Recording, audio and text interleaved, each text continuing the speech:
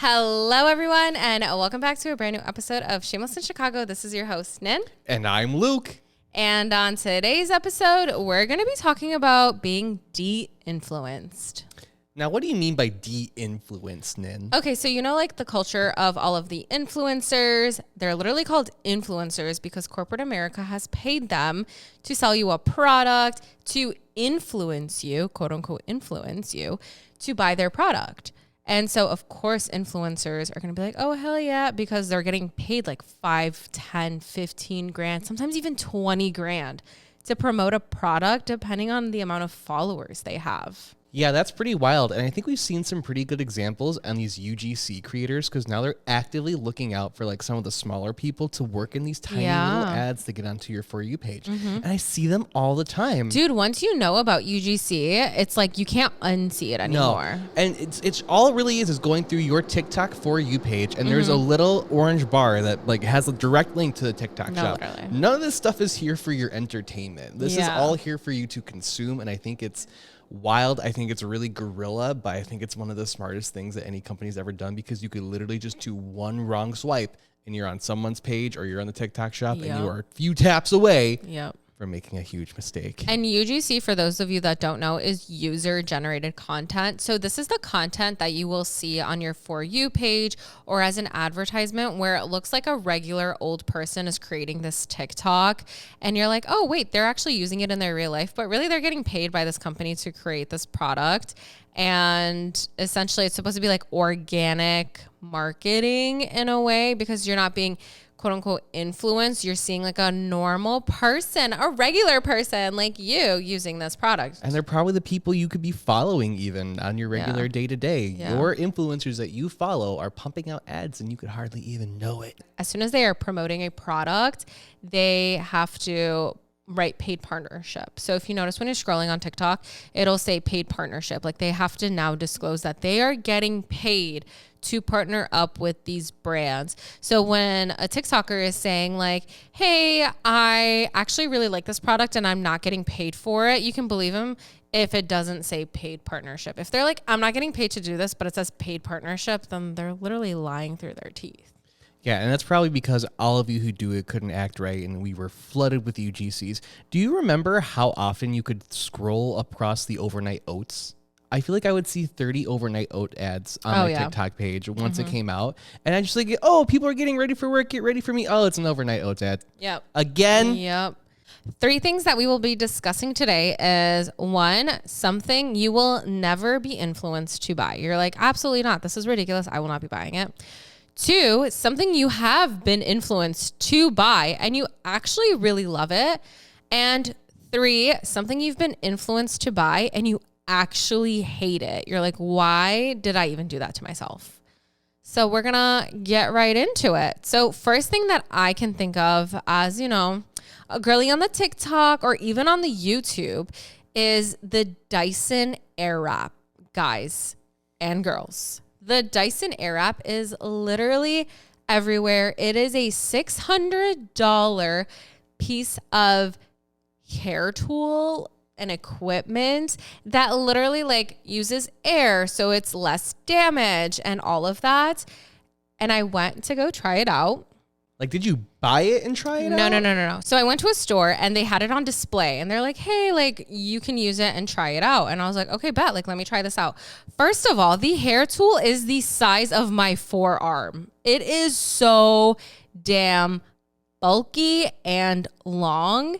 No, literally. Yes. Look at your forearm and that's how big the Dyson Airwrap is.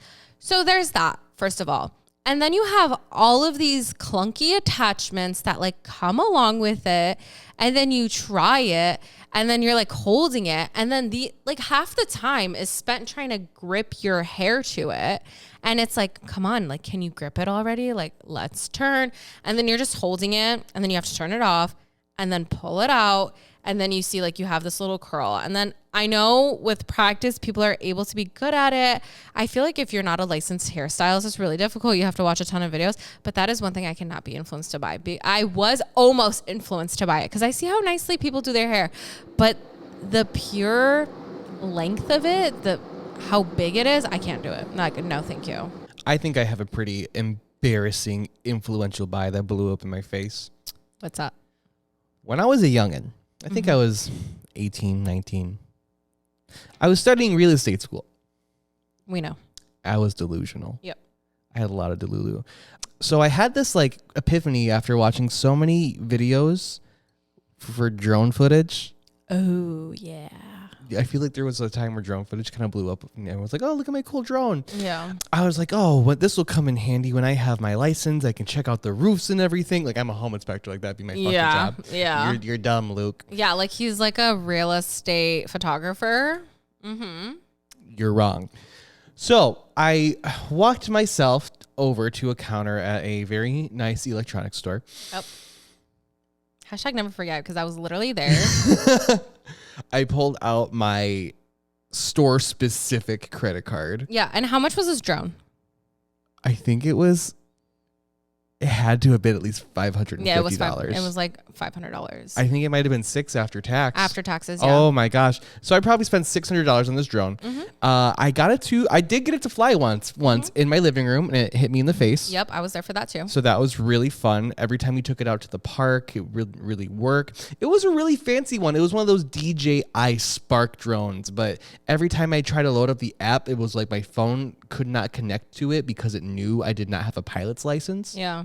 And it was probably the most useless purchase I ever made. I actually ended up selling it for $100. Wow. I sold it for 1/6 of the price that I bought it for because Wow. I literally had zero use for it, and I held on to it for years. Yeah. And I did not even try to learn how to fly it. It was a waste of money. It was a waste of time. Yep. If you're not a pilot, if you're not a specialty, filmographer, if you're not a drone pilot, don't buy a drone. It's not for you. That's why they're so expensive. And who told you not to buy it?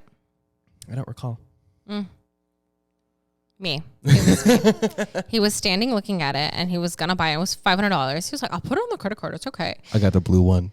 And I literally was like, don't buy it. Luke, literally do not buy it. You're never going to use this. And he's like, no, I'm going to buy it and I'm going to use it. Anyways. I really wanted the blue one. He got into credit card debt. I got the blue one. Yeah. So here we are. But it was a good wake up call because, I looked at that and I said, man, that was the worst use of the money I've ever spent, ever earned. I can't even imagine doing that right now. I can't imagine going up to that store and be like, yeah, please give me this $550 to $600 paperweight that's going to just fall out of a window if I ever try to throw it. Yeah, very true. Very useless. Very true. No, useless. I'm looking back at you, Luke. One thing that I was influenced to buy and that I regretted it after I bought it was the Stanley Cup. Yes. As you guys can see, if you are watching this video version of the podcast, I no longer use my Stanley Cup anymore. And that's for a couple of reasons. First of all, when I bought the cup, I loved that it fit in my cup holder because as opposed to my Hydro Flask never fit in my cup holder. And it was so annoying that it did not. And that's still Hydro Flask's biggest flaw is that it does not fit inside of your cup holder. So the Stanley Cup fits in your cup holder, right? And it has a handle. You can carry it around. Great. Love it. However, I quickly realized that when I was going to pick stuff up and I had the Stanley Cup with me, it leaked. It literally leaks. The water falls out. And I was like, ew, I spent like $40, damn near $50 on this thing just for it to leak. Like, it's so annoying. And then also, I end up finding out that it uses lead, which if you go onto Hydro Flask's website, they no longer use lead to seal the bottom of the cup. And that's where Stanley Cup's lead is. And Stanley uses lead because it is a cheaper option than to use non-lead.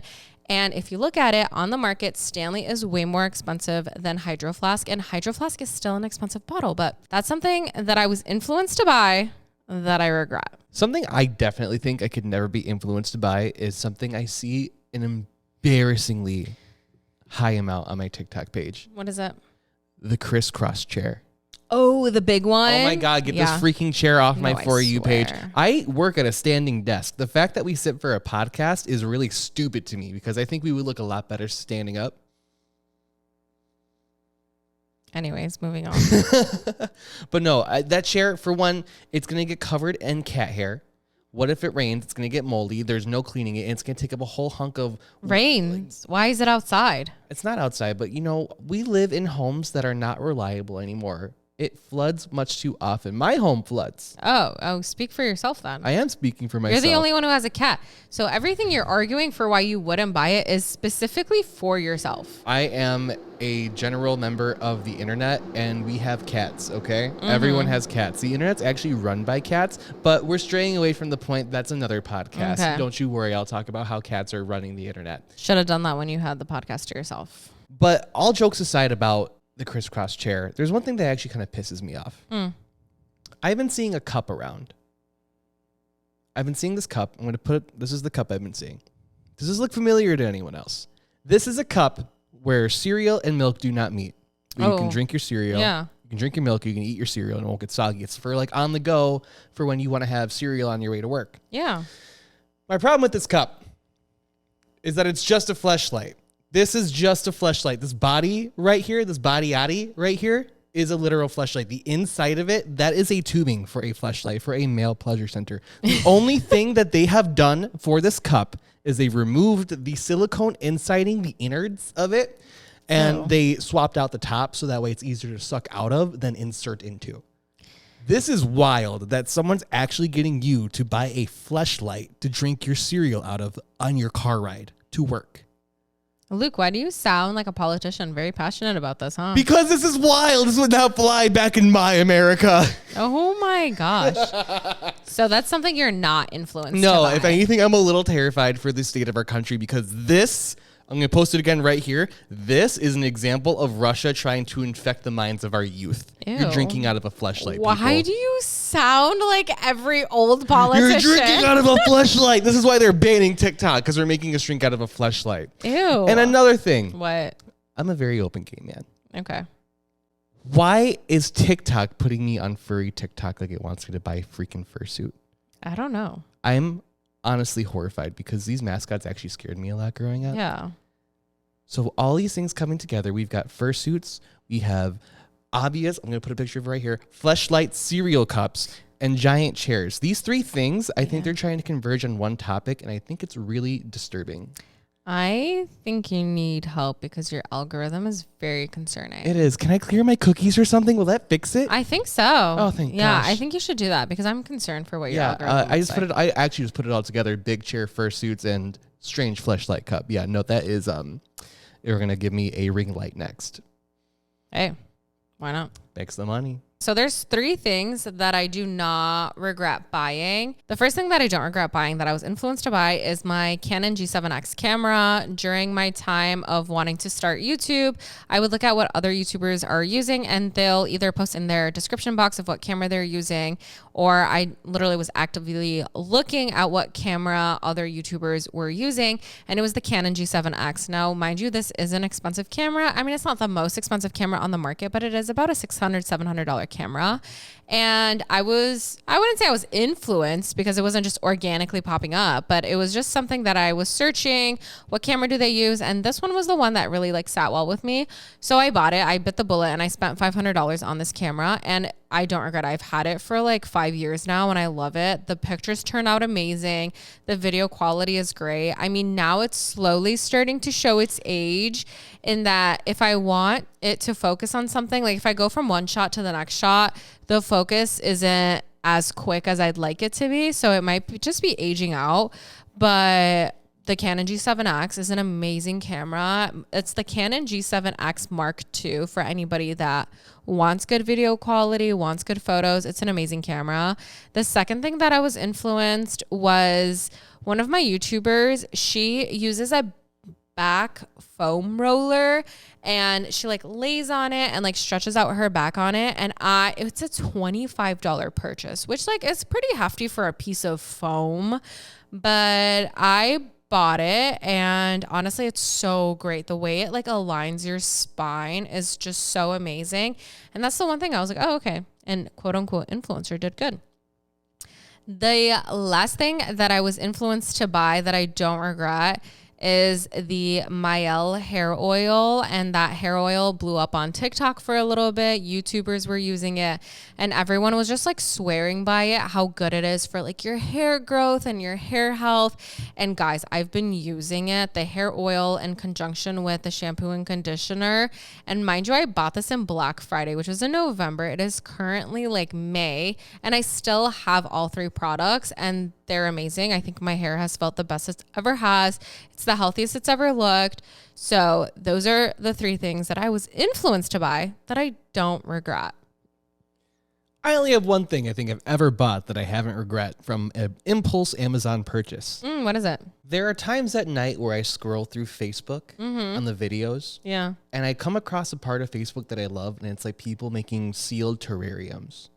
Oh, interesting. No, I don't have one. I would love one, but I don't know if I could keep it alive, and I don't know if I want a big glass jar full of little bugs. I don't know if that's my thing. But the more I watched it, the more I started to get ads for hydroponics growing systems. Oh, okay.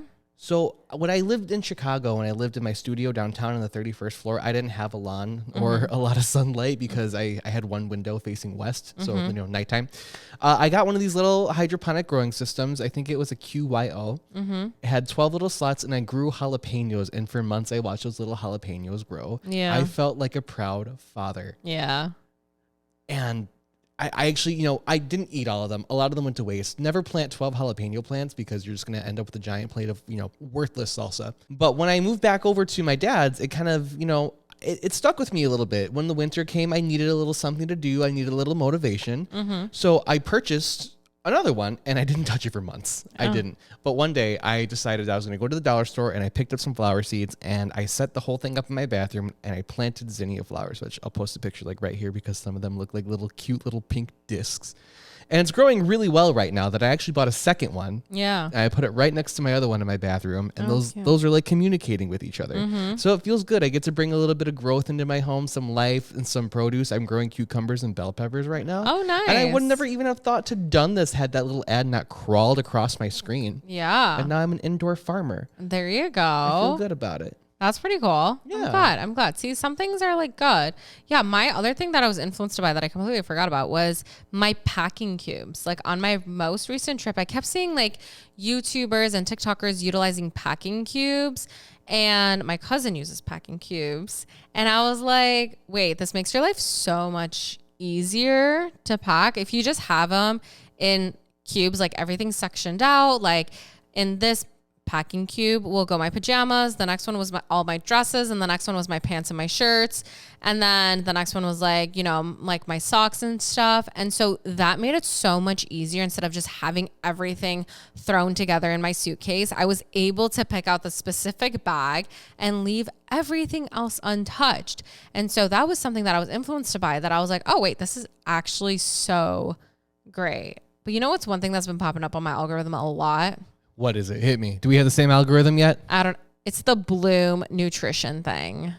Oh my God, get the Bloom nutrition thing off of my feed. I'm not following your program. You're a scam. No, literally, like Bloom, if you guys haven't seen it, we'll attach it right here. Bloom is like this healthy green thingy that you put in your drinks and whatever, and they're trying to influence you to like buy it and like get all your nutrients just with this drink. And it's like, no, eat your freaking food. Eat your damn Just food. do what you're supposed to do. Just do what our ancestors did, okay? Like, eat vegetables. Stop trying to find shortcuts, bro. Yeah, no, this is life.